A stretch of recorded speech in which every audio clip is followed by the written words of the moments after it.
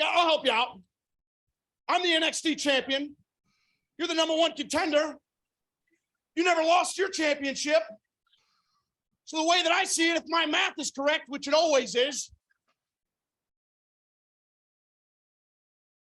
you have a 33.33% chance of winning.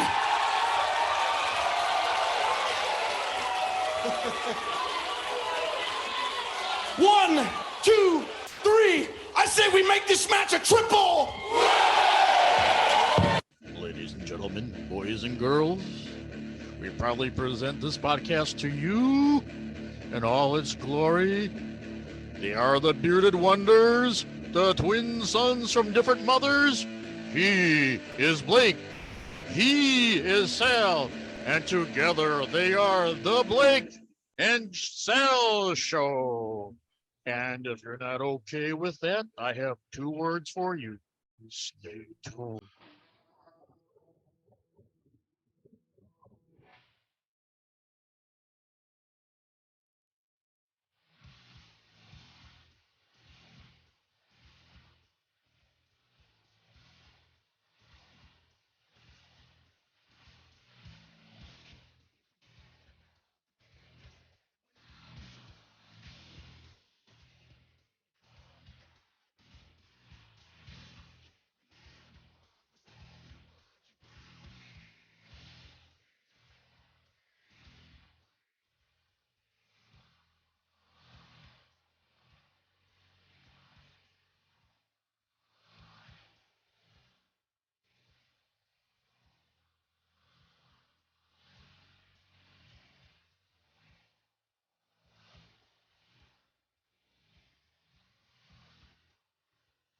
Hello and welcome to the Blake and Sal Show with Mark, episode number 436.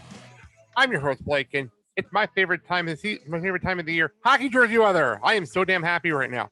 I love cooler weather, and I think a lot of people are realizing that the last 2 weeks. All right, let's bring on my co-host. First of all, the biggest on podcasting again. Sal is off again, but he'll be back next week for his birthday show. So hey, look at that. He'll be back finally. I swear things will get back to normal, people. But let's bring on the man, the myth, the legend. Mark, Dad, how you doing? Doing well. And you know, by the time we have all 3 of us on here, we'll have a 33.33 chance percent of all of us being healthy and on here at the same time. What are the chances that we get it done before your birthday? Before your birthday. Yeah. No, I think you actually get a birthday show this year because of when Survivor Series lands. I think you actually get a birthday show this year. Ooh. So there you go. We usually don't get to do your birthday because it's usually around Thanksgiving. We actually get to do it this year. Okay. So before the music fades out, just so everybody knows, the next few shows I'm on, I'm just gonna take tracks from the Clerks 3 soundtrack. That's gonna happen now for like the next month or so, probably until Christmas.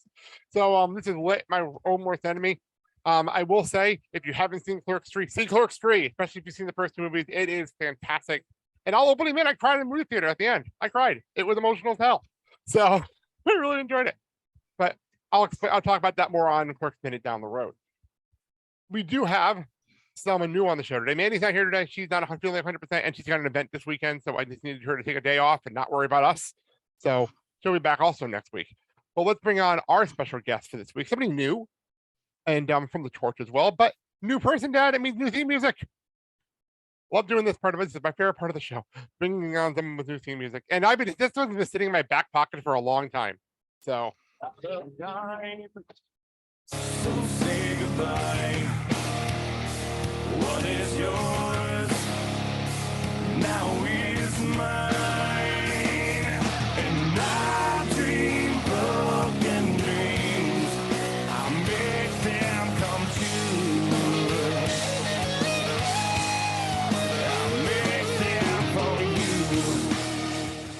let's bring on from the PW Torch Daily Cast, the Nick and Tom Intercontinental Adventure, Tom Callahue. Welcome to the show.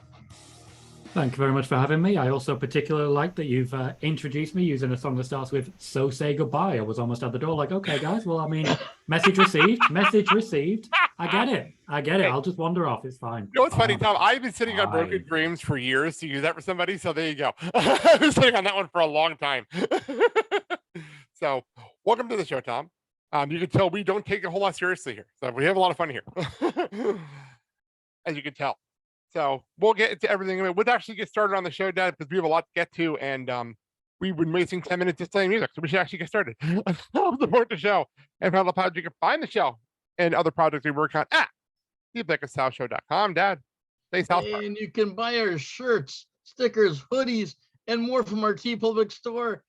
And if you click on the T Public link or use our website and go to the T Public and search BlakeandStassel.com, you'll find a whole lot of other things that you can order from us. Sally, I miss you so much. Yeah. By the way, did our fan seats come in yet? No, they did not. Actually, Sal, I missed you so much. I'm sending you this clip after us. Let's go to commercial. We'll come right back. All right, real fast. I do want to send out my to my, I'm not sure my love or passion. I'm not even sure what word to use here, but to everyone affected by Hurricane Ian currently coming up we're doing this on Wednesday. They're coming up through Florida into Georgia. I think the tropical storm is going to be hitting Jersey too by the end of the weekend. I hope everyone's going to be okay. I know a lot of people in Florida down there right now that are dealing with this. So especially thoughts like our show, and prayers to people in Florida, whether it's Tampa, Orlando, Miami, Fort Myers. My understanding is that it is still supposed to be at a category 4, category 4 as of this morning. Right, and it may end up being into a category 5 terrifying. with 150 mile an hour winds plus. So yeah, it's terrifying. It's absolutely terrifying. People, when you say, mandatory evacuations, evacuate. Worry about it later. Property can be rebuilt, lives cannot. I 100% agree with you. 100%. And if I can add something on that, I have some friends in Florida too, and I'd just like to say, I know you had an end of the world party last time. Maybe not this time. Maybe not this time, There you go. Very, very, very true. All right. Let's do some plugs. First of all, as always, go pick up Mandy's book. I Know I Am, available right now on Amazon, Barnes & Noble, and Orange Hat Publishing, available in English and in Spanish. Also, Mandy would be here, but she is getting ready to go up north to Galesville, Wisconsin. She'll be there on Saturday morning at the Apple Fair. So if you're in the northern Wisconsin or Minnesota area, go visit her. It's a big event, and I know Kelly from Create Happy is the one in charge. So go meet Mandy there, get a book autograph, buy a book, and go say hi. Tom, why don't you plug where you're from so everyone knows where you're from, including your YouTube page and everything else? Yeah, for those who don't know, I write and record for PW Torch. We've just moved on to the Daily Cast, Nick and Tom's Intercontinental Adventure, breaking down the world of wrestling and trying to just make a few laughs at the end of the day, regardless about it. We also have the Tom Collihu YouTube and Twitch channels where I report wrestling news, discuss the upcoming events, and just have what I like to think is the most well-informed wrestling community out there. That is youtube.com/C/Tom Collihu. Very nice. Very, very nice. All right. By the way, so Dad, you know how I always have the cold open? And we always have I always try to do the cold open like that. And I had the Braun Breaker opening. But by the way, for those who missed that was from NXT, the opening of NXT this week. I openly laughed during NXT this week. I did not see that one coming. Hey, all I can say is Steiner Math still works regardless of what Steiner uses it. I thought it was hysterical that he said it, and he was so proud of himself and was laughing in the ring. He was just laughing in the ring, and the crowd got it made for a great moment. If you can't laugh at yourself for having that family joke go on for years and years and years, then you're taking this business way, way too seriously. But I did have a different cold open, but I replaced it with Braun Breaker. So I'll play it here before we hit the wrestling intro. Okay. Well, that's a pretty good chant they have going on at the time. Listen to it. Listen to this. Hey, Chicago, I tip my cap. And I'm a New Yorker. I'm way too obsessed with the Scissor Me Daddy ass stuff from the Acclaimed. I'm way too obsessed with it right now. Way too much fun. All right. Let's hit the intro and we'll get into things. It's so very cool for the Easter boy Ric Flair to come on here and say a thing or two. You're on the under the sea, under the sea. Oh, get like that. But don't worry, you could have seen the commando. And that's the bottom line. Because Stone Cold said so. Hakuna Matata. What a Bible phrase. Stop. Listen. Because.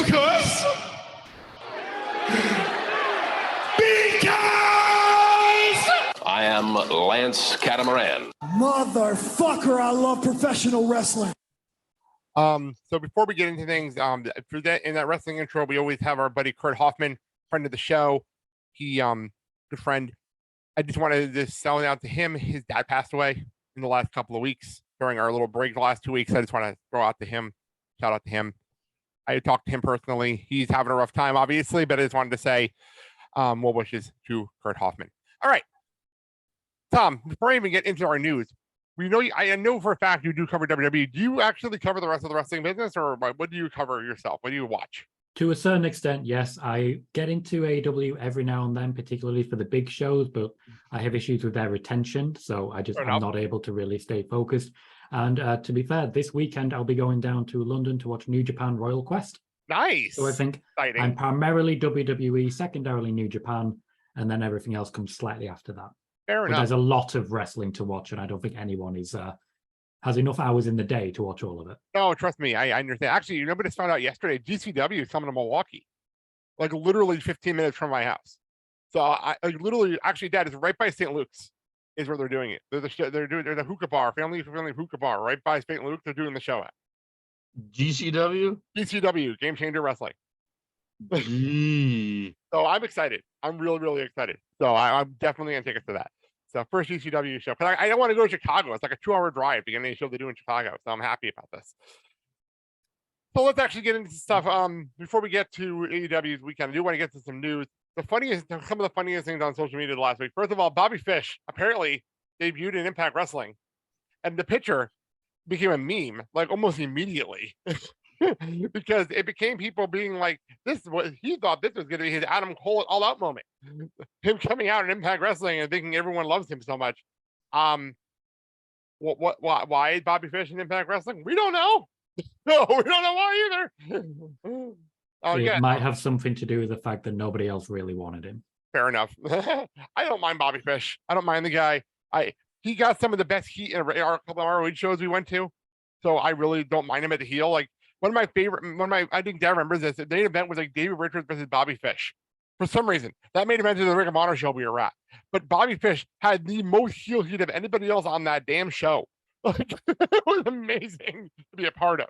So, There was a local show here in which we had Kingdom versus Red Dragon. ooh, Great wrestler, but he's burned a lot of bridges in the last couple of weeks, I'll tell you that. My understanding is that it seems lately, no matter where he kind of hangs his hat on, he's not totally 100% happy where he's at. Now, I mean, you're on Impact, okay? I mean, what's left? You've got NWA or MLW. GCW will grab him for a show or two. You know that. But they drive everybody. They literally drive everybody. For what? A quick, hype up a little bit. WrestleMania weekend, he'll be in the Clusterfuck Battle Royal. That's where you throw him. He'll be in that. That I'll eventually watch, because I will be ordering that show, but because it's C2E2, Garrett Finley won't be watching it when I plan on like I did last year.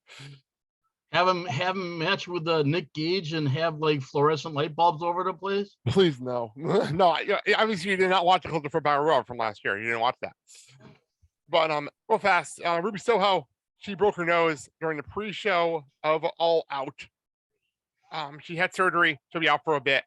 It sucks, big time. I love Ruby Soho. How many times is this making out? Twice? I don't know. You're thinking of Britt.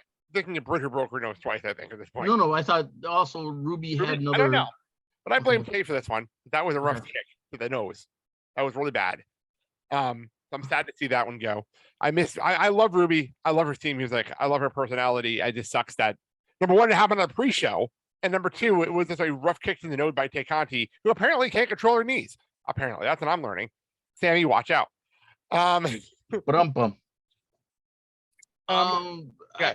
I miss Ruby's energy. I mean, there's just something that she brings that when she's not on a card, I mean, she brings up that energy level. I agree. I don't know. I miss her big time. I'm sad that she's not getting a push and now she won't be on TV for a while. Tom, any thoughts on Ruby Soho, his injury, or her in general? I just wish she'd been given a few better storylines as when she started out, because my word, there is a lot of talent in that division, and they can't get on TV to save their lives because no one's actually doing any booking for them. I agree. We've been. I know women. My wife Mandy, she comes on the show all the time, and we were talking about something that was said on the Wrestling Inc. podcast. It's the 8:30 women's death slot, or right before the main event, they do a women's match. It's every single Wednesday, and it's ridiculous. And it's kind of dumb. I don't understand it. I don't get it. Especially when you have the WWE that actually does stuff with women. I don't understand why AEW can't do it. But you would think, for as much as how much female talent AEW has, that they would showcase it more, because there's more of I could say, a slight demand for women's wrestling. And when you're that top heavy in that division, utilize it. Don't underutilize it, utilize it. Completely agree. This, for me, comes down to who's been booking it. And the person who's been booking most of the women's division has been Kenny Omega. Kenny Omega, at the moment, suspended from the company, not actively writing storylines. Nobody stepped into the breach. Tony Khan has never taken an active interest by all accounts. It looks like essentially the women's division has been forgotten about until either Kenny comes back or they remember that they have one. It's so This true. is So true. this is what you utilize your go-to people for. Probably they don't have go-to people. Probably they don't have go-to people. Yeah, the go-to Well, people are all suspended. Here's Exactly. Here- Why did they here's bring the Madison thing. Rain in? Didn't they bring Madison Rain in? You got someone like Dustin Rhodes. Who doesn't that could- fuck the women's division? He's not gonna. He's not Fit Finley. Yeah, but here's the Him like thing. Fit Finley. If you give him an opportunity, see what we can do with it. Rather I don't. than Okay, I'm gonna be honest here. I'm gonna be Okay. straight up honest. I don't think a man should be running the women's division.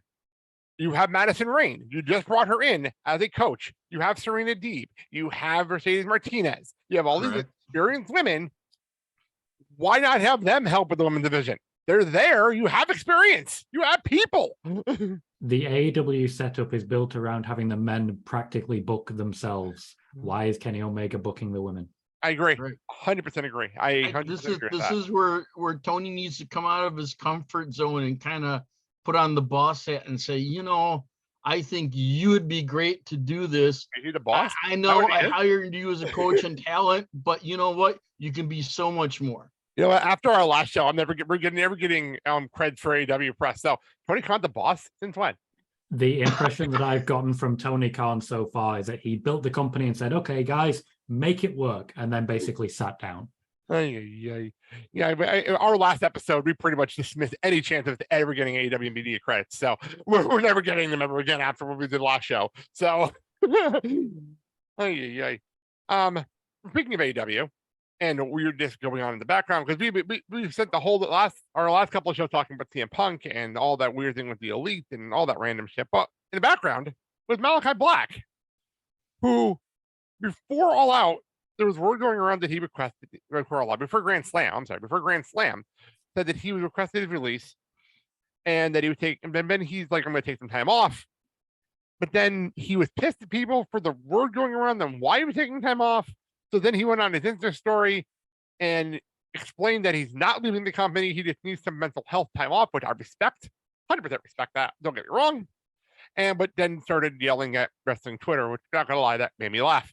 I kind of respect this move. Then there's the whole the Buddy Matthews story going on that he wants to leave the company as well. I don't know what's going on behind the scenes anymore at AEW.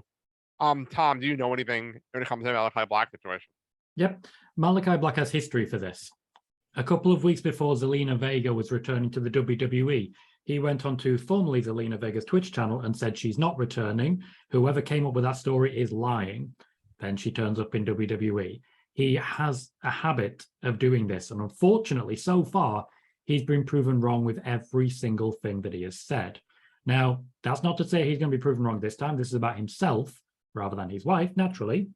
But Malachi Black is one of quite a few wrestlers backstage who hate the dirt sheets, who hate a lot of the media, and who do not respect the prolific leakers amongst their own company. Some of them are known, some of them are not, but there are plenty of people in that locker room that Malachi Black automatically did not respect, and that is true of AEW as well, because they would not keep their mouth shut. That undoubtedly has something to do with why he's decided to step away for a little bit.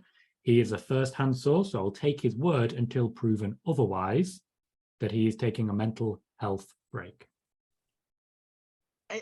To me, I think what Malachi Black has done is when he's taking a step back, it also gives him a chance to kind of refocus his energy into either continuing the dark character or going in another direction with it.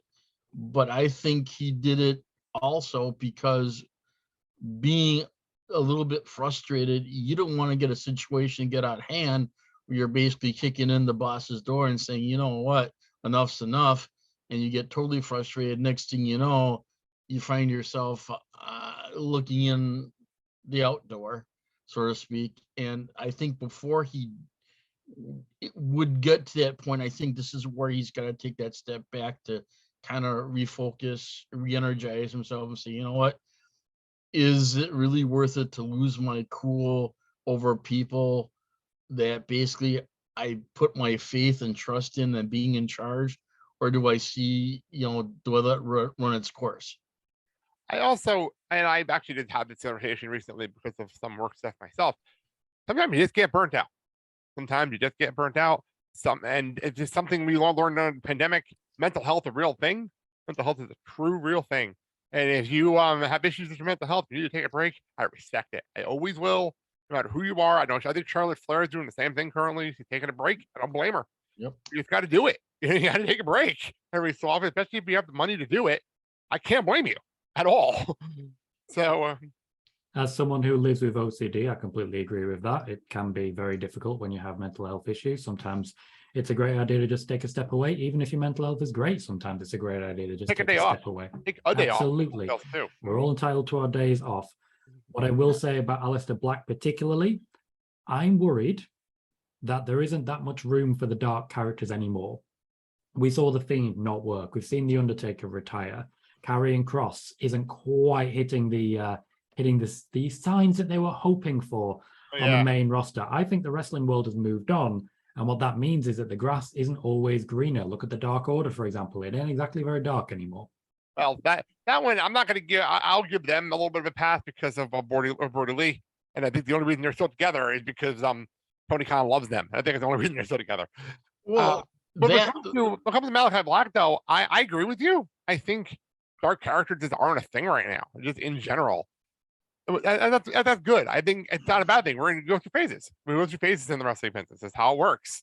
But I think you're absolutely right that maybe the dark character just isn't working. Plus the fact that he has this whole backstory in his brain, but doesn't tell anybody what it is. Who tells anybody what the problem is? That is a big problem. That's the same thing that happened with The Fiend.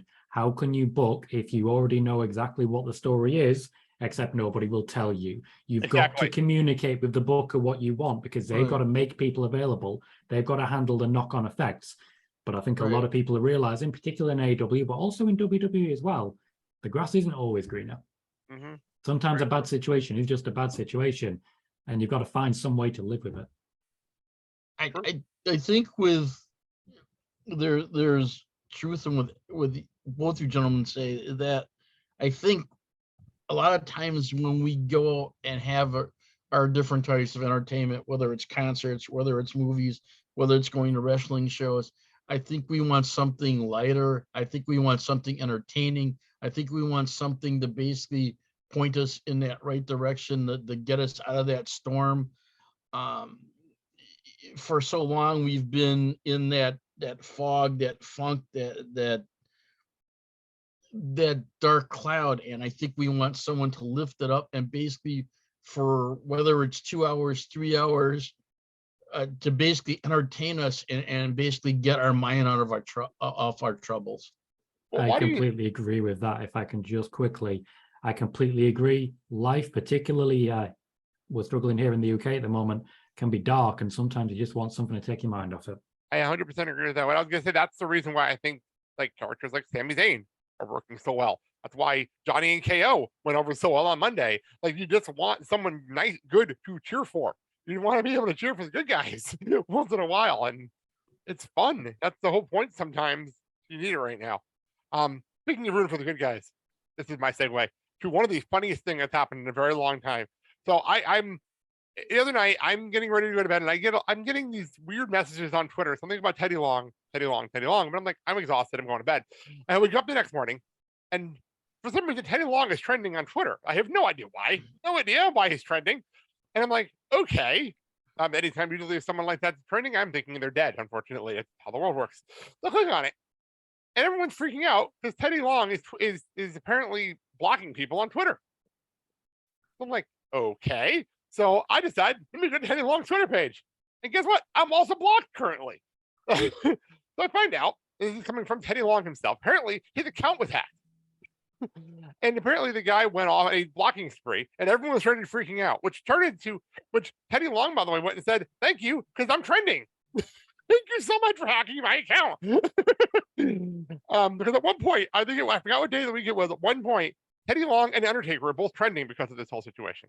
Because everyone kept putting up the meme of, he's going to go one-on-one with the Undertaker. This was going on for the entire day.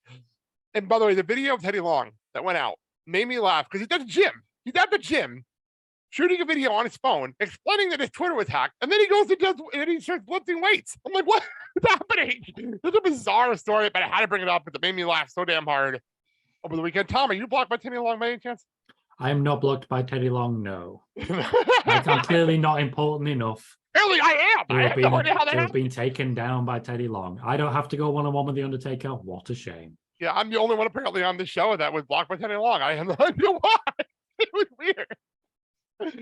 I think I'm blocked by Jeff Jarrett. But do we hate Jeff Jarrett? That's another thing. I'm still trying to figure out why I'm blocked by Jerry King Lawler. I'm still trying to figure that one out. I have no idea why I'm blocked by the King. I don't know. I never said anything. I don't think I said anything bad about it. Maybe I did without realizing it. I don't know. All right. Let's move on. AW real fast. Got to talk about it. Grand Slam was last week. And I'm not going to go through the whole show because that was a long 4 hours, especially Friday night. I love wrestling. Don't get me wrong. But you got to space out your Rampage once in a while. 8 matches in 2 hours is insane. That was an insane 2-hour broadcast on a Friday night. Plus the fact I was falling asleep by the end of it. I'm sorry. I was tired. But you get through it. I want to get through the highlights though real fast. They're one of the strangest sentences I may ever say in 2022. Chris Jericho is the Ring of Honor champion. What the fuck is going on? That's the sentence I just said. The belt collector?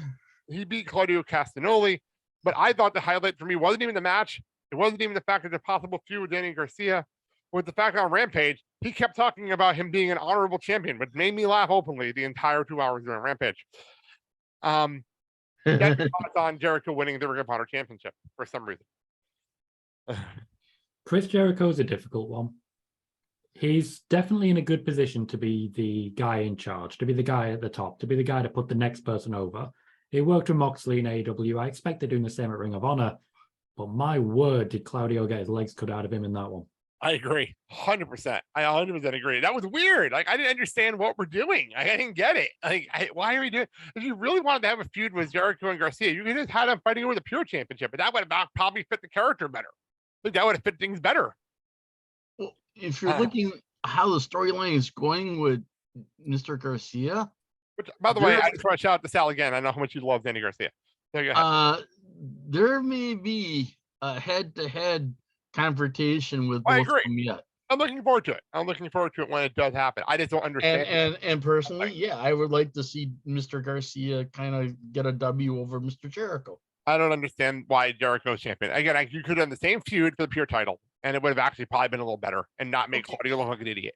Correct me if I'm wrong, but you know I will. But when Kenny Omega was going through his little belt collecting thing, wasn't Jericho the one that was outspoken about it? I don't remember. Now he's doing Jericho's not spoken about everything. Jericho's not doing the same thing. And now Jericho's not doing the same thing. Okay. He's not even close. He has one title.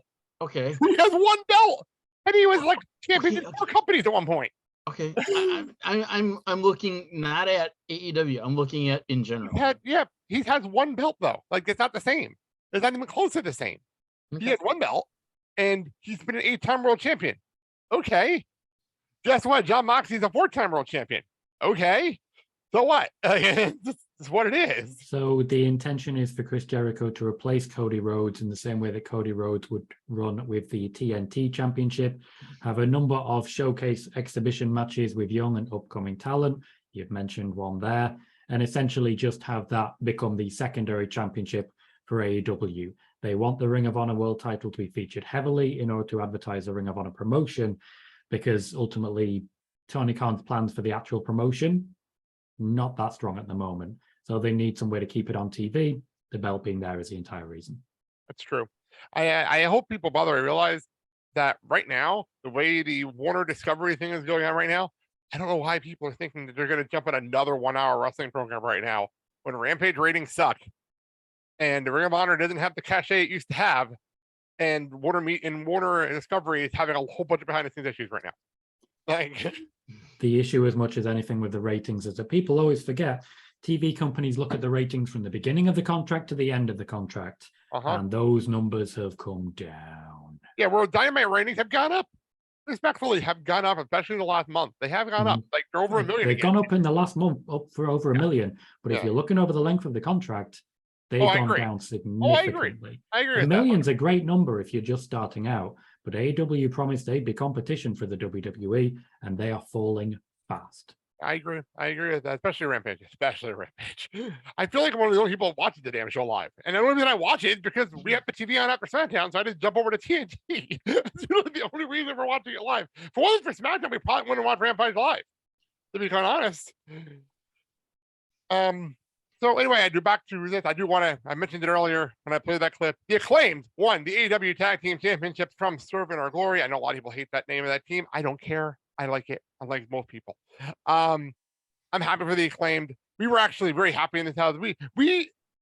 I don't understand our relationship with the Acclaimed, because we went from hating them, and maybe it was the fact that when they came to Milwaukee and they did that post-show dark match, and everyone was so into it, despite the fact we were all exhausted, and the Acclaimed was in that match and everyone loved it. Maybe that's another reason why we all love the Acclaimed so much.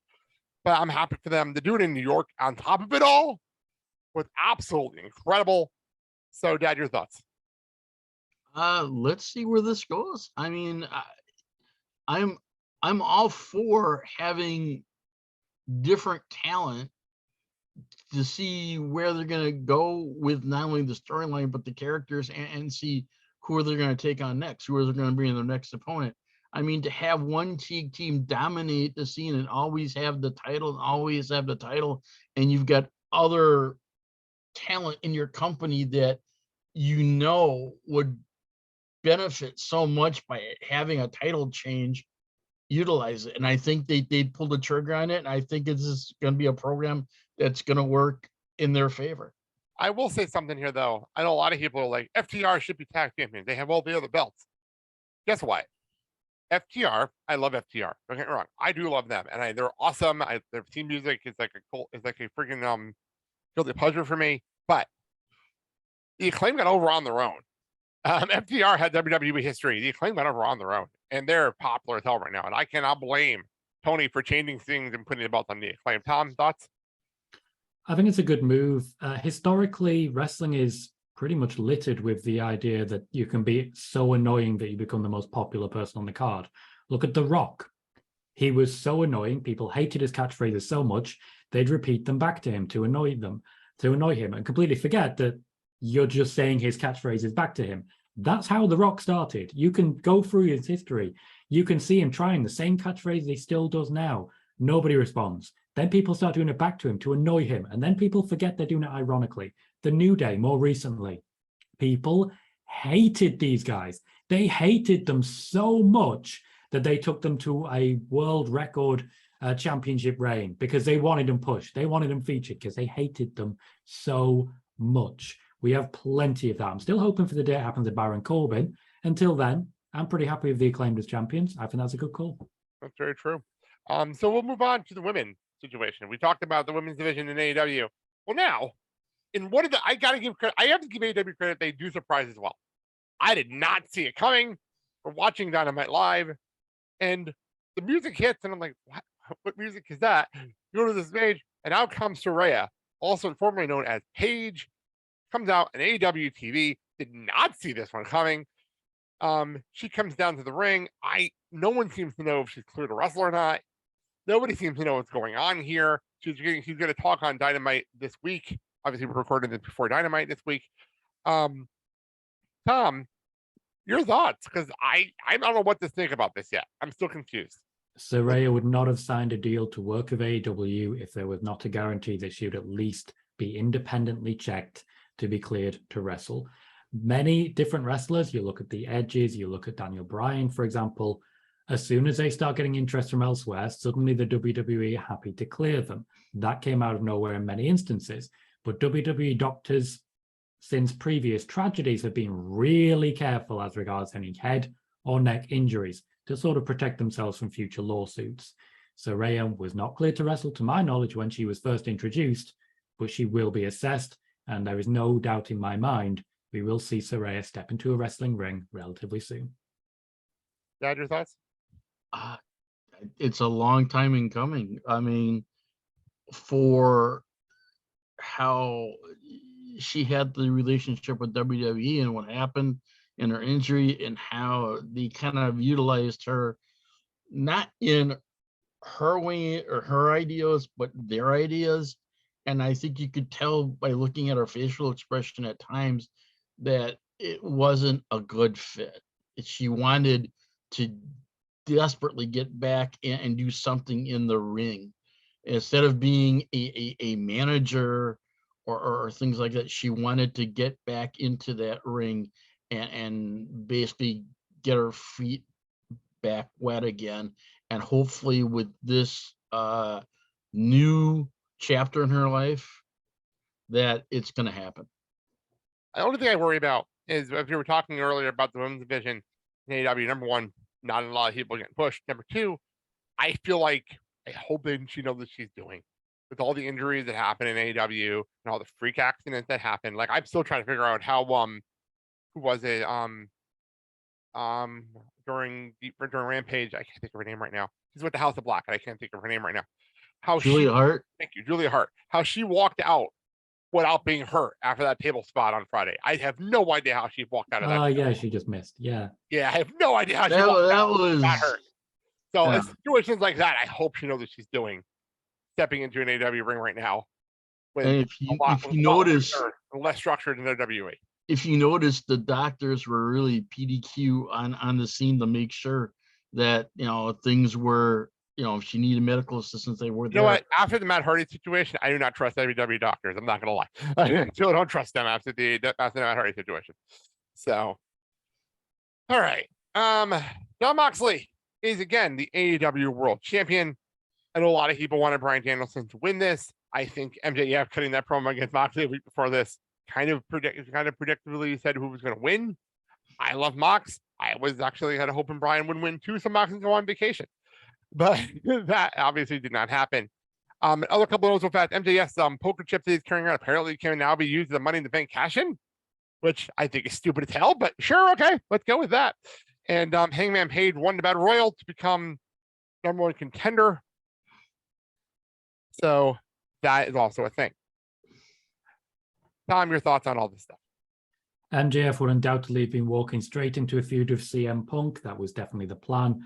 I think AEW have essentially written themselves out of a corner with this particular piece of booking, but I think the fans have the automatic goodwill to make that happen. Hangman Page is a good first choice for a challenger to Moxley, but I will say Moxley wanted some time away, and the fact that he's still not getting it is not going to be the best thing for the company long term. I think they should be looking after their wrestlers a little better. You've just mentioned Matt Hardy. I think sometimes as a manager, as a boss, you have to step in and say, I know you want to wrestle and get cut open every night, but I can't let you do that. I think that's something Tony Khan needs to work on.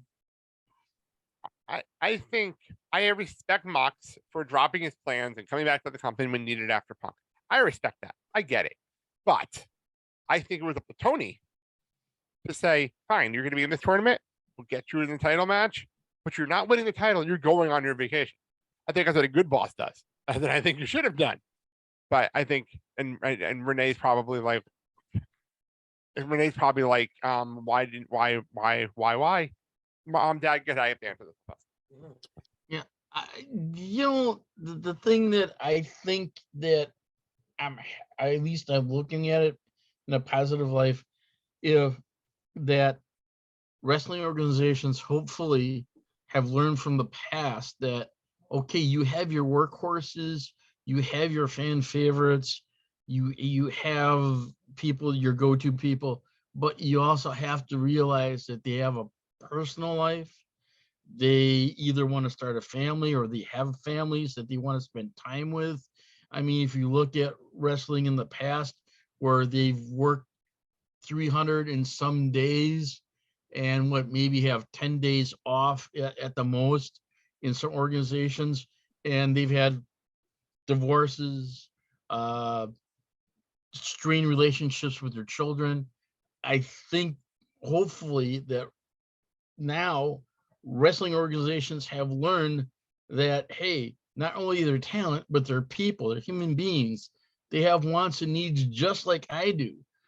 For me to basically deny them what everyone else wants is ludicrous and counterproductive. Not getting into any specifics because there's no real point discussing what Renee Paquette may think, because that's an entirely separate issue. Jon Moxley does have his own personal life and he's entitled to it. The big issue, as it were, is the reliance on the individual here. Now, Jon Moxley being Jon Moxley, if there's a wrestling show on and he can go there and put on a 20-minute match, he will. He won't think about himself. He'll think about the fans. That's Jon Moxley. That's who he is. That's what AEW are paying so much money for. Jon Moxley's on double the wage of anyone else wrestling in that company, and it was worth every penny. Mm-hmm. The problem now is that it seems like Tony Khan is desperate to justify that expense. It's an overuse of Moxley now. You're telling me there was no one else who you could have had call an audible, step in and still give Moxley that time away? Have you seen how deep that AEW roster is? Exactly. There are so many different options, not necessarily better options. I accept that.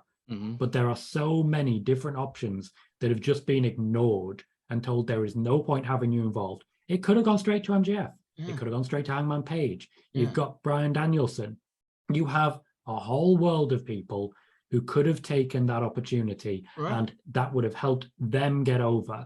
Instead, you've gone to default. Jon Moxley has become the backup option, the safety option, which is weird for Jon Moxley to be the safety option. Right. I mean, you would think as a company, the reason why you have as much talent as you have is basically to give talent their time off that they needed to do things in their personal life or go on vacation or whatever it is. And you've got other people that can come in and take their spot. You don't want to get to a point where your roster is paper thin and all of a sudden one of your top wrestlers or talent has a major injury and it's going to be sidelined for 8-9 months. And now you're scrambling to figure out who's going to take that spot. That's not good for business. No, it's a difficult position for Tony Khan, but I do think the reliance on Jon Moxley is working very much against him. All right, I'm back. Sorry about that. Sometimes the boss calls and you have to answer the phone. So let me we'll move on to one more thing from AEW before we move on to WWE stuff. And this is more for Dad than anything else. So I've tried to avoid spoilers from Rampage after Dynamite. I try to avoid them, especially for this big show. It was kind of difficult to avoid spoilers. When the first thing you see at 20 minutes after Rampage starts is a picture of the Great Muta in the ring. It's kind of difficult to avoid that picture. But this is more for Dad. Great Muta came out to help Sting at the House of Black. Apparently, we're setting up a Great Muta Sting match or tag match or something. No, I don't know what the hell's going on. I think it's probably going to be a tag match because this is his farewell tour. And if you remember back in WCW, when Sting was a franchise and they had a rapport with Japan and bringing in Muta, and they had great, tremendous matches against each other. And they would go 20 minutes, 30 minutes, and it was fantastic matches. I think now, since Muta is basically getting into that mode where, okay, I've done everything I need to accomplish, there's nothing left. So I want to go out and I want to go out basically in a way where I want to basically come up with the friends that I've made along the way and wrestle some matches with them, and hopefully get a good response, so that way when I have my final farewell tour and it culminates, you know, there's nothing left for me to accomplish except to basically bow out gracefully and say thank you for everything. This reminds me a lot of Jushin Thunder Liger when he retired and he had like the 16, 18 month farewell tour where he went like everywhere and everywhere to do matches and show up places and do things, and then he had his Wrestle Kingdom weekend. Exactly. That's a lot like what this feels like. Tom, any thoughts on this before we move on? The fact that you mentioned Jushin Thunder Liger has sort of gone for exactly where I was heading. In Japan, the rules are slightly different. The habits are slightly different. It's much more faction-based. If you look at New Japan, for example, there's 4 major factions and a couple of outliers. That's about it. So for the Great Muta to reach out of Japan and bring Sting to him for this final match, that's an amazing showing of respect for Sting. A real showing of respect there, especially for someone like Sting, who maybe isn't in the highlights of his career at this point, is instead having to work quite hard before each match for preparation. Great Muta is not necessarily saying, I want someone to come in here and carry me. He's saying, I want someone to come in here, be my equal, and essentially help me ride off into the sunset. They don't go out on their back in the same way in New Japan. They go out with a spectacle, they go out with a showcase, and I guarantee you this one will be a lot of fun. All right, let's move on. WWE stuff. First of all, we have to bring this up because it's the talk of the wrestling world right now. It is the White Rabbit QR code teases thing going on. What's interesting about this whole QR code thing, I missed the first one last Monday. I totally missed it because I actually left the room to take care of something with TJ and I missed it completely. So when I got back in the room, Andy's like, did you happen to hear about this thing? I'm like, no, I was out of the room. And I'm watching all this new stuff go down. And now we're about, this is our 3rd QR code. The one on Monday was so fucking fast that I'm not sure how anyone got it without pausing pausing your DVR. But there you go. Hints are going toward Bray Wyatt. I've had this conversation with Sal, and I remember putting a note for you guys for next week that I don't want the Fiend back. I don't want the Fiend back. I don't. If we're gonna have Bray Wyatt back, I want the old Bray Wyatt. I don't want the Fiend. Is this heading toward Bray Wyatt? Is there something else, Tom? What do you think? It's not Bray Wyatt. The teases towards Bray Wyatt are intentional red herrings. I want you to throw your mind back a little bit. I'm just going to throw a name out there and see if you get what I'm going for when I give you a little bit of a hint towards it.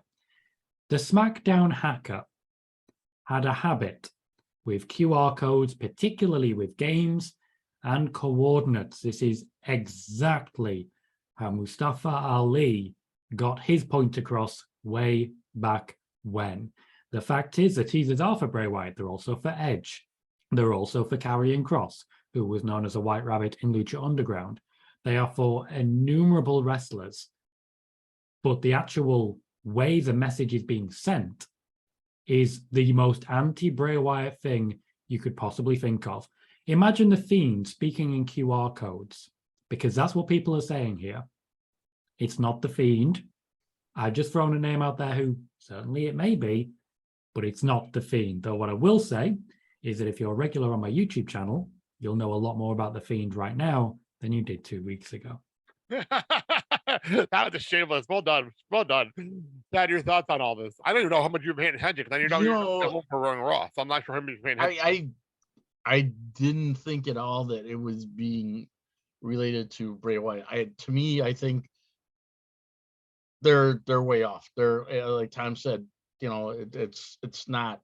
I mean, he wouldn't be associated with it. And then when you mentioned Mustafa Ali, I went, okay, that makes sense. So does that mean that would Mustafa Ali get his character repackaged and re-gimmick into something that is more techno savvy, where he's like gonna hold up SmackDown because he can control the board, he can control what's happening, you know, not to take a line from an old TV show, we control the horizontal, we control the vertical, we control the sound. I mean, is that the way his new character is going to be repackaged? I would argue that's not a new character. I would argue that's the same guy who was in charge of Retribution who did that same thing. So Very true. true. Very, very, very true. Well, we'll see. I just love people that are all aggravated during SmackDown that Bray Wyatt didn't show up and they never even promoted it or said even a clue that he was coming on SmackDown last week. I thought Yeah. that was hysterical to me. Like, That winds me up when people tell themselves what's going to happen and then get annoyed when it doesn't. Like, calm down. headcanon. It's headcanon. They can only do Headcanon what they rule. can. Yeah, the headcanon rule. Don't make your own headcanon, then get pissed at them for not following your headcanon. That's pretty much how it works. I The still Bray think that- Wyatt character that I would like to return is the jokester Bray Wyatt. I missed the freaking original Bray Wyatt, the original one, the one from NXT that had the Wyatt family and he had like a leader. And I love that character. The Funhouse. No, not the Funhouse. I'm gonna go way back. I'm talking about the original Bray Wyatt. Are you talking about the Eater of Worlds? Yeah, I'm talking about him. I missed that Bray Wyatt. I do have to question when you say cult leader, that Bray Wyatt was never a leader. He was a follower. Oh, true. Very, very true. All right. Speaking of followers, that was my segue. Thank you, Tom. Segue to the next one. And that's Sami Zayn. Holy shit, is not my favorite thing on television right now. Sami Zayn and the Bloodline. I'm sorry. The opening of SmackDown when Roman Reigns tossed him that shirt. And Funny Birdie that maybe called it. She's sitting next to me and she totally called it. It's like, he's going to toss him a shirt. He's going to toss him a new shirt because they were all wearing brand new merchandise. So he's like, I was going to toss him one of the new shirts. None of us saw the honorary Ooze shirt coming. That was a great TV moment. Like, I did not expect it. Sammy became an instant meme right after that with even more priceless. I love this so much. I'm still going with my whole prediction of the Rumble is going to be when they finally turn on Sammy, like in the Rumble match itself. I'm still going with that. Tom, your thoughts on the whole Sammy Bloodline thing? Sami Zayn has been the most entertaining thing about SmackDown for a long time now. He's another one of those characters, much like the New Day I mentioned earlier, who was just so annoying that you kind of fall in love with the guy. This is payback for the Johnny Knoxville match. Of course, Ricochet winning the Intercontinental Championship because they decided at that moment Sami Zayn will be losing to Johnny Knoxville. So he put on the comedy, he put on all that effort, but there's been a lovely amount of hints of this coming. Roman has always liked Sami Zayn. Anytime they've been together, Roman has actually just completely shown respect for Sami Zayn. That, I think, is one of my favorite things about Triple H being in charge.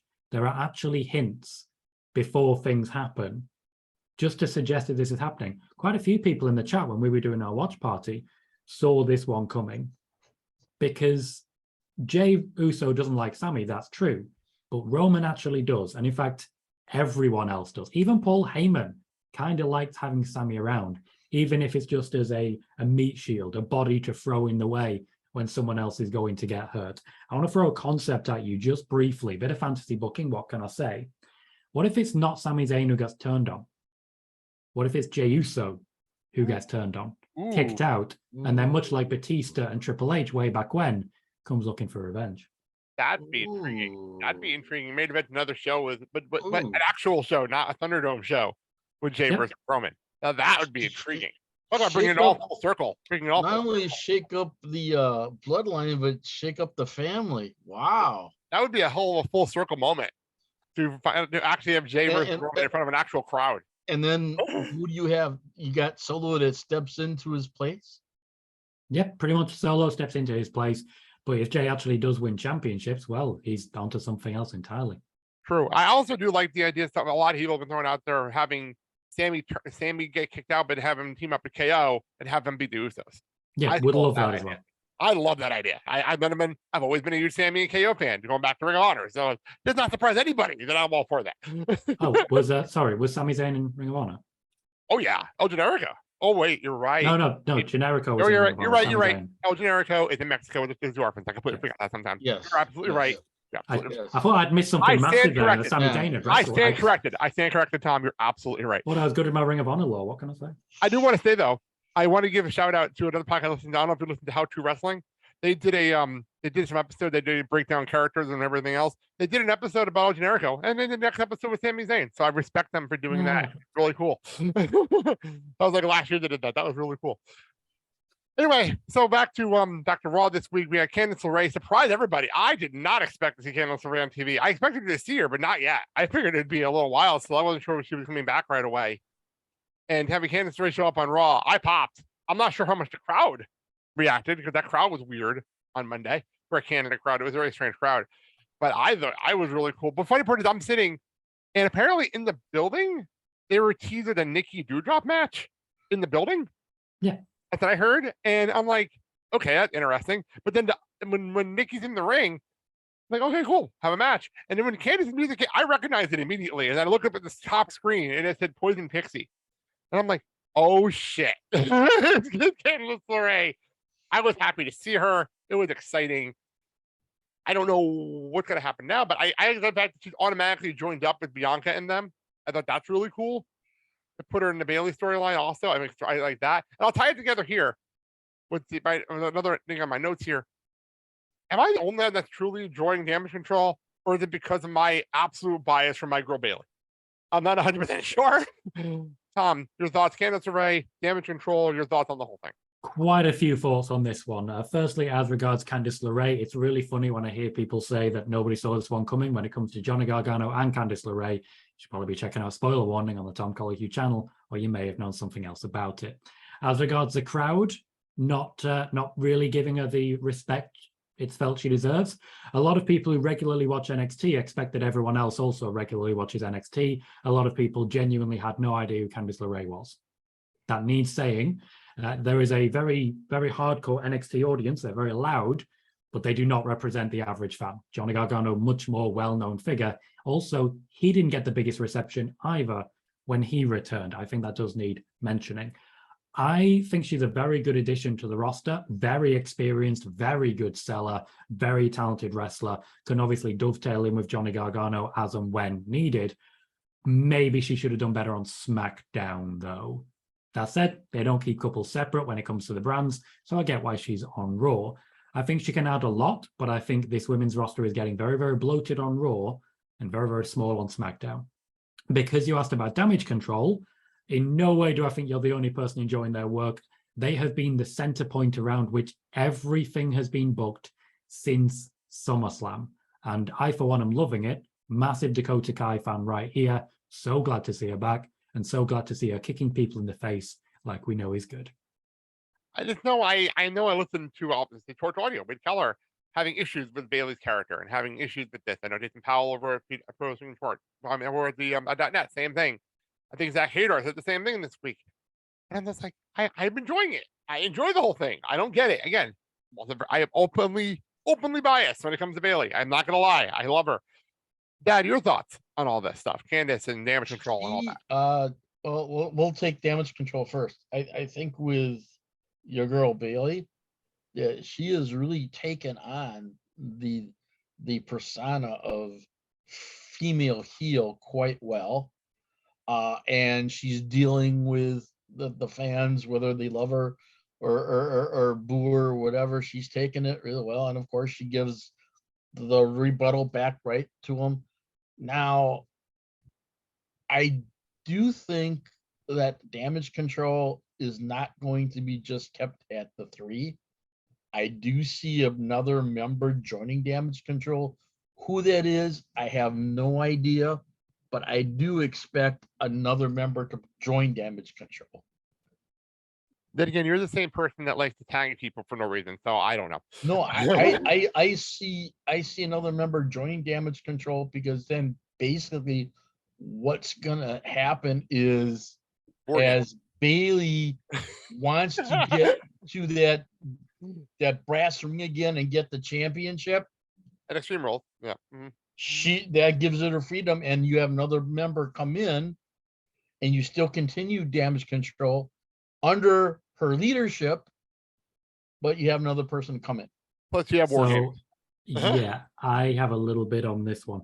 As regards War Games, it is being built around Damage Control for the female section. Now, there are a couple of different discussions. Firstly, I do want to say, as regards backstage, in the absence of Becky Lynch, Bailey has taken over leading the locker room on, the women's locker room on WWE Raw. And I think a lot of people have massive respect for that.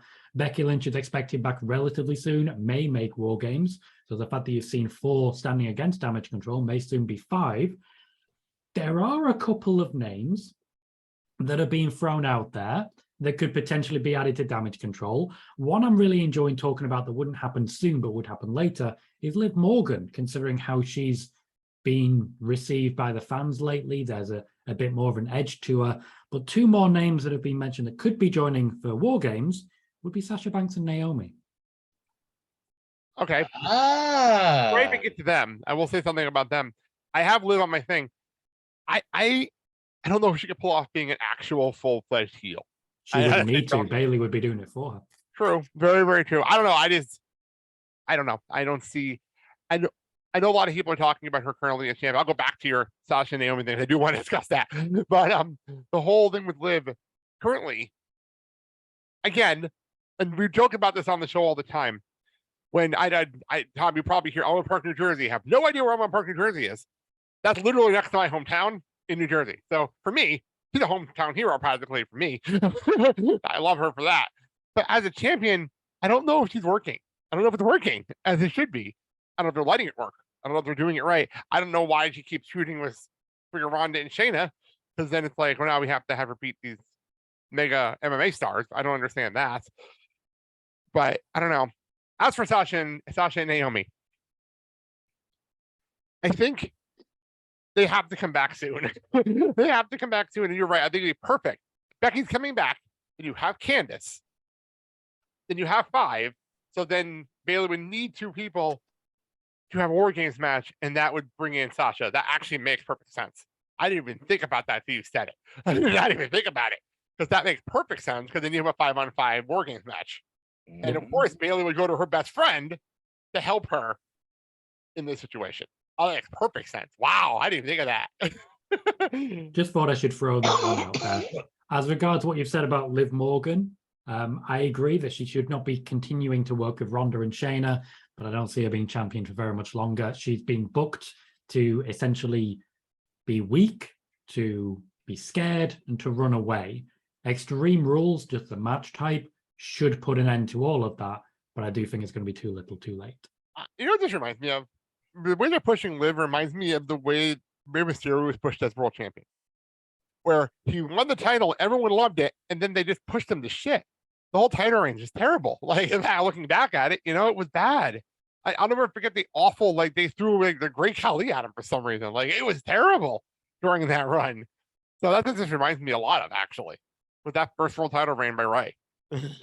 There's a lot of first championship reigns that maybe aren't that great. I remember Edge's first championship reign. He lost it again a month later because he was always presented as less than John Cena. Always. What's funny about that, though, is second. people forget that because of the Black Sabbath celebration. Someone kind of forgets that happened.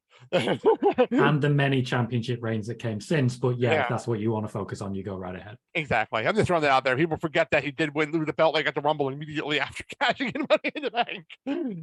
So it's almost like hiccup. It was a hiccup to everything. Dad, any thoughts on Liv as champion or anything else here? Okay, I'm gonna be 100% honest. No way. Yeah, when she got the belt, and because it was new and she's never been in the spotlight, it was different. And now that she's had some time there, I don't think she can convince the fans that she's going to be the real deal. I have to. And I think this match, with Ronda Rousey and things like that, you hate to say, okay, we're going to put the belt back on Ronda, but at this point, what is there? I mean, what's the next best solution? What's Charlotte Flair up? I say that because I know it pisses you off. That's a double-edged sword. This is where I miss Sal, because he would have freaked out like Major if I said that. That's a double-edged sword, and I don't think you really want to basically do that unless you positively absolutely have to.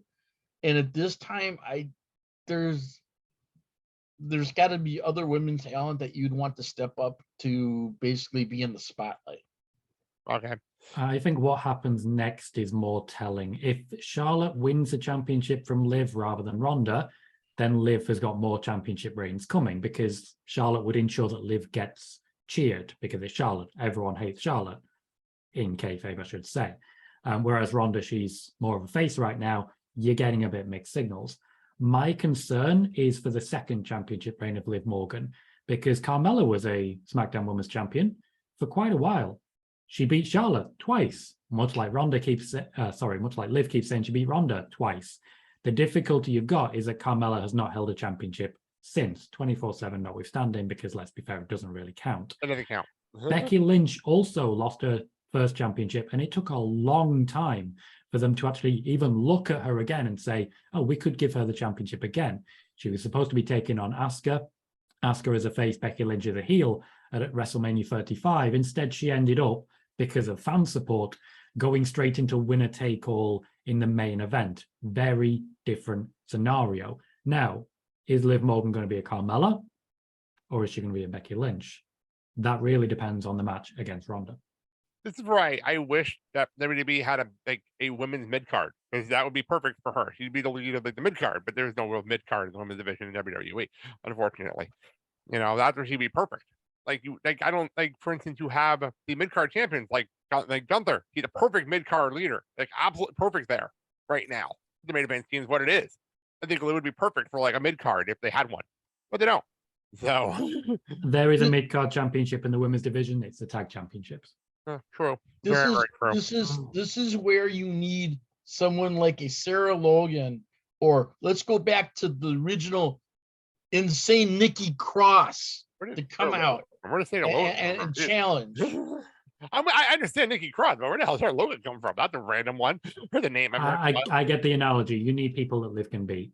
Fair enough. Okay, let's move on. I just a couple of notes I want to bring up. First of all, I'm excited. The Fight Pit is coming back. I know a lot of people are like, what the fuck is the Fight Pit? And I heard that a lot last week. Again, back to what Tom was saying about NXT being for the hardcores, and a lot of people know what's going on. I hope they really explain this better, because they didn't do a good job this week explaining what the Fight Pit is. People don't know. I know I'm excited. Then again, I know what the match is. I know what it is. Tom, are you excited? Fairly excited. I mean, I've watched a Fight Pit before. It was all right. I enjoyed it. I think Matt Riddle and Seth Rollins can really make it work. I think you've got the right combination of people, because you can definitely have the wrong combination of people for a Fight Pit. The way I've been describing it when people have asked me about it is very similar to the Lion's Den from SummerSlam 1998 between Owen Hart and Ken Shamrock. And that's basically all I can really say about it. Fair enough. Dad, any thoughts on the Fight Pit?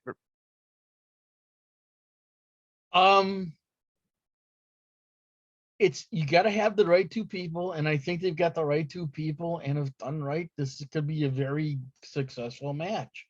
I don't think it's going to be a pushover match. It's not going to be a quick match. It's not going to be, this is going to be a, let's see who has the most cardiovascular and they can go match. And both of them can do that. And I think that's what they're looking for, is that type of match to basically keep people kind of glued to that match. Not that, okay, well, after 10 minutes, I think I know who's going to win this match. Well, I've just done my run sheet in the run sheet, but I'll bring it up here. So I bring it up. Extreme Rules, to their credit, they've only announced 5 matches. They're all extreme stipulations. Mm-hmm. I think this is going to be one of those shows where it's like they're going to give them a lot of time. They're going to give all these matches a lot of time. It's not a bad thing. That's not a bad thing on a PLE like this. So I don't know. And that's the thing with something with Extreme Rules, is you do not want to cut these matches short when you have that luxury of time to give them the time they need to develop. Yes, this is one of those. This is definitely a Triple H thing, where you do shorter, less matches, so you can have longer matches, and then you don't have the AEW issue where you have 17 matches and you have to cut them short because you're trying to fill 4.5 hours. This is very much a Triple H thing. Even before SummerSlam, I was discussing this, because Triple H's preference is always smaller cards, longer matches, more room to breathe, and the ability to start a match slow. That's something that, for example, New Japan, I feel, do very well. They do. They start all their matches slow and then build up. So what there is no P-break matches, because you've got the beginning of the match where you know it's going to take a little time. You can do your thing. You don't have to worry too much. You don't have to have that match just to calm down and let the energy subside when you're a bit tired because you've been cheering so much. You don't need a 5-minute match out of nowhere. That's how Triple H likes to book his cards, with a lot of variation. You saw that with Sheamus and Gunter as well. I agree. Actually, what I liked about all NXT shows is your pee breaks for the video packages. You run to the bathroom during the video packages. That's what you do. So you get a drink during those. You get back in your seat when the match starts. You know, that's what you do. That's very much his intention. After That's what it should NXT, be. That's what it should after be. NXT UK Cardiff, I remember discussing this exact thing with Triple H and talking about the fact that he does build based on variety, based on having just completely different matches. The fact that they've got the Extreme Rules concept allows them to do that. Having the strap match, having the fight pit, having a ladder match, the I Quit, there is constant variation. I'd expect maybe one more match to be on, but there's a reason we took Seth and Riddle out of the SummerSlam card, for example. Triple H likes them small. True. Very, very true. Speaking of things here, Judgment Day. Okay, Judgment Day, I thought was dead in the water months ago. I thought it was dead in the water. It wasn't working. And then Ed left the group. Ed got kicked out of the group, quote unquote. And then now here we are, where Rhea Ripley is becoming a star, bigger star, and Dominic Mysterio is getting the most heat on the show. I did not see that coming. I didn't expect him to get booed. I didn't expect him to get the heat. Like, oh my God, the heat he's getting the last couple of weeks is unbelievable and great for him. I'm great for him and great for the faction.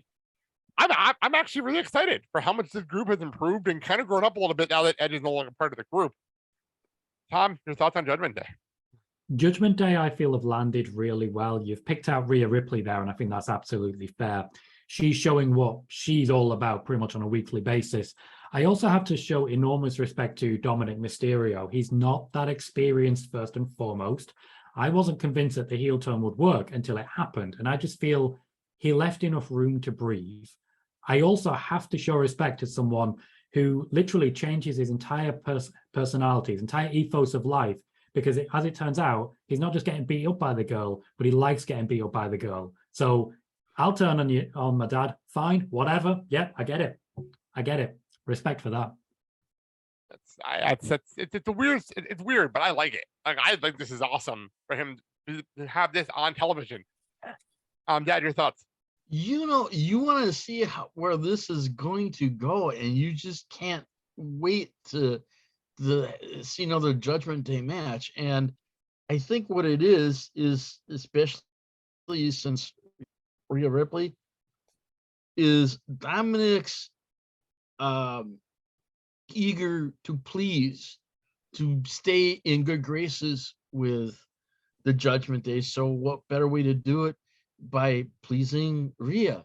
If I please Rhea, then I get in better with the rest of the Judgment Day. Or I just please more, one or the other. So basically, you kind of got this back and forth kind of like relationship, like teacher-student relationship. No. It's not teacher-student. It ain't teacher-student. There's a kink involved here. There's some kink here, and I like it. Come on, Dad. Here's the thing.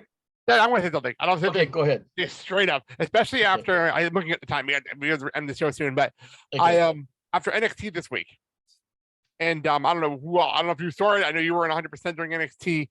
The Pretty Deadly video package on top of this whole thing with Rhea Ripley and Dominic Mysterio. We're in a strange time in wrestling, and I absolutely love it. I love this weird world we're in right now.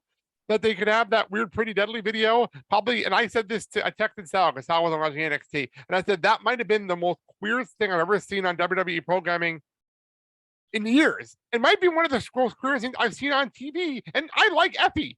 I really like Effie, so and I loved it. I loved it. NXT 2.0 opened a bit of a door, allowing Triple H and Shawn Michaels, particularly Shawn Michaels, to just be open about the fact that they're not just characters, they're people. Exactly. And people have sexualities, people have kink, people have interests. Agreed. And that's okay. 100%. You don't have to be afraid to show that on TV programming. You can have people who, for example, like to think they're sexy and are proud of that fact. That's Exactly. okay. I agree. We are and moving it's that way. 2022. It's 2022. It's how the As a world works now. world, we are moving that way. OnlyFans is nearly bigger than Twitter already. We are moving in that direction. WWE's been lagging behind. Catch up. People have sexualities. There's nothing to be ashamed of. I agree 100%. And that's where I was saying with the Rhea Dominic thing. I think there's a kink here, and that's what works. It works Yep. so well. But again, it's also a younger kind of mentality, not expected. And I like it. He wants to please the mean girl. Yeah, exactly that. Pretty much. If It's you exactly what it is. Mhm. if you take out the kink factor, it's just another Sami Zayn. True. Very, very true. And speaking of kink factor, this is a wrap up here. Karrion Kross and Scarlett. I had never seen someone so damn turned on than Scarlett when Karrion Kross is beating up Drew McIntyre 2 weeks ago. But I'm not on the Karrion Kross bandwagon. I never have been. I don't understand this. I don't get him. I didn't get him on Indies. I didn't get him on the Indies. Like, I've never really gotten on the Karrion Kross bandwagon. I've always thought Scarlett was attractive, but it had nothing to do with the character. I don't get it. I don't understand the hype. I've never understood the hype. But now we're here. We're having a strap match with Drew McIntyre. So I don't know. Tom, any opinion on the Karrion Kross thing? I know you brought him up earlier. I'm not sure.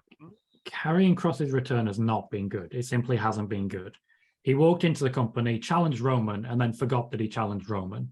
He was at Clash at the Castle, sitting ringside, attacking Drew McIntyre. Then he left before the match had even kept going. The match kept going for another 20 minutes, but he just left.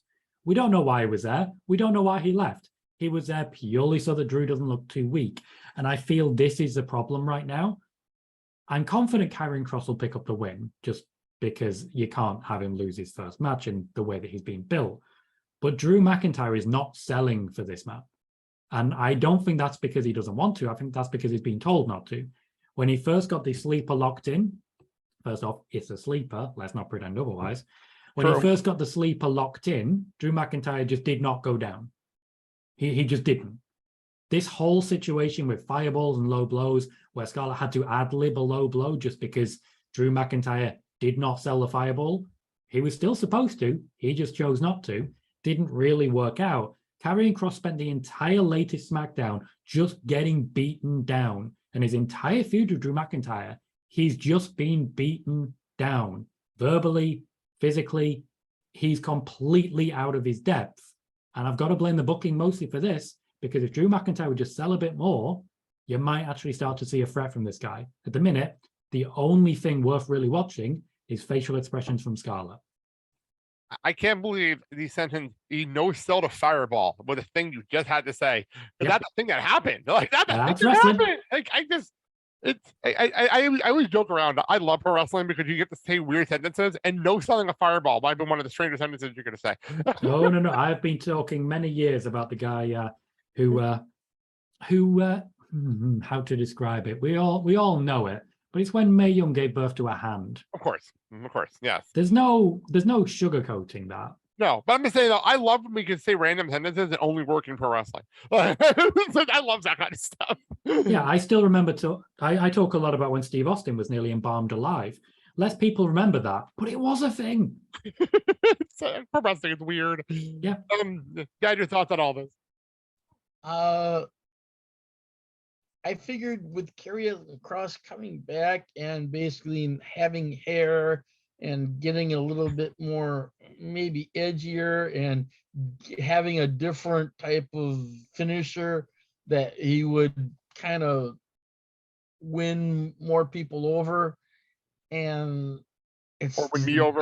It's not happening. It's not happening to the point where management is happy with it. So,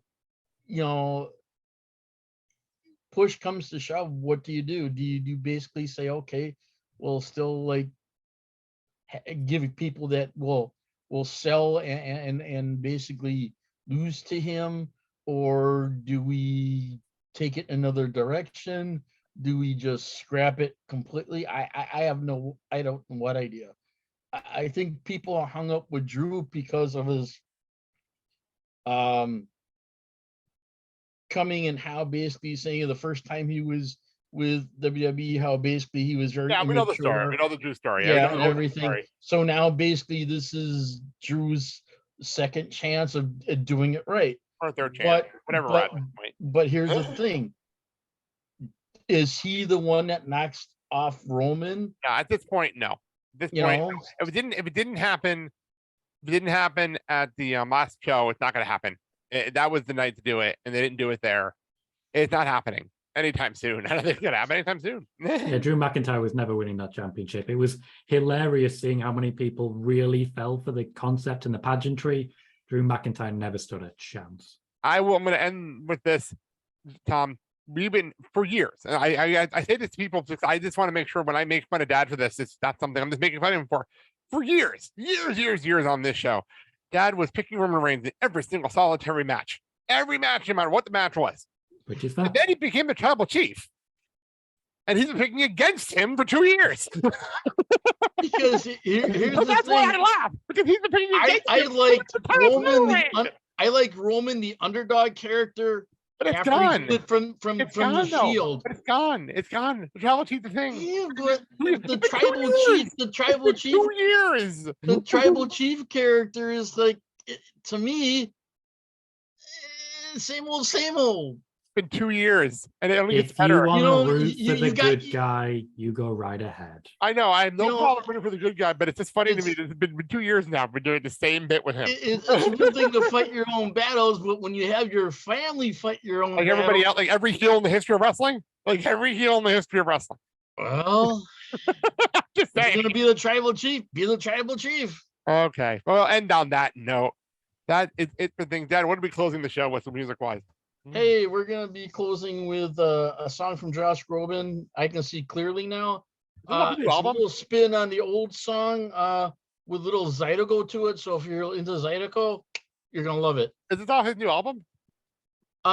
This is off of. I thought he has a new album coming out soon. Oh, this part. Oh, No, this is Harmony. this is Here. before. This is From last year. Okay. yeah, right. I know he has a new album coming out soon. That's why I say that. Correct. All right, I guess I'll read South Park as Manny is in here. For more information on our show, including where you can hear our show, go to theblakeofsouthshow.com, our Facebook, Twitter, and Instagram pages, which, by the way, I do update all the time, and comment and leave a rating on and review. We'll read it on the show. Dad, say your thing. Hey, as always, it's been your pleasure. And if you happen to have a local independent wrestling organization where you reside at, please patronize these people. These young men and women coming up in the world of professional wrestling, sports entertainment. You'll be amazed at what they can do and how they're able to entertain you, and just give them the chance and they'll knock your socks off. Also, you know, when you go to these events, please do so safely, responsibly. Let's not get out of hand. Let's not cause a scene or a fight. You know, we all want to go to and from the event safely without any type of incident. So, All right. First of all, Tom, thank you so much for taking time out to come on the show this week. This was awesome. No worries, great fun. And why don't you get your plugs in one more time? Go. You can find me on Twitter as Colohue, that is COLOHUE. And you can also find Spoiler Warning every Monday and Friday live, where you can ask your questions and get all the latest wrestling news on youtube.com/C/Tom Colohue. Most recent news that hit the headlines, talking about the Kevin Owens face turn 3 weeks before it happened, and plenty more there. All right, cool. Next week, Sal will finally be back. Unfortunately, I won't be. I have work thing. I can't be here next week. So Sal's going to be running the show with Mark. And so it's me and Sal. oh wait, with Rich Fan and with Mandy. It'll be a whole bunch of group next week to preview Extreme Rules and celebrate Sal's birthday. That'll be on next week's show. There you go. All right. That being said, let's get out of here. I'm Blake. I'm Mark. And you were listening to the Blake and Sal Show with Mark. Have a good day, everybody. And everybody out there, stay safe. Tom, thank you again, basically, for your insight, buddy. It's been great.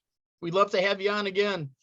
Well, cheers, yeah. Had fun. We can maybe get that sorted at some point. All right, let me wrap up the show. Hang on. Stick goes in my way. Here is the rainbow I've been praying for. It's gonna be a bright, sunshiny day. Thank you so very much. Goodbye. Mwah, and good night.